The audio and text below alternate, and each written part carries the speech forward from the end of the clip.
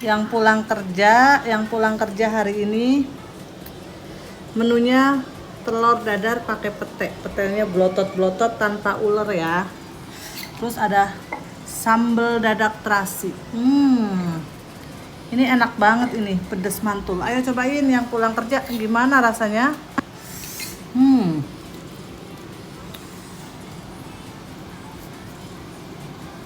Cocol sambal jangan lupa.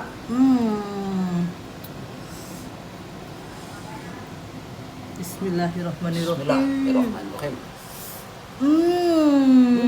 Yummy yummy.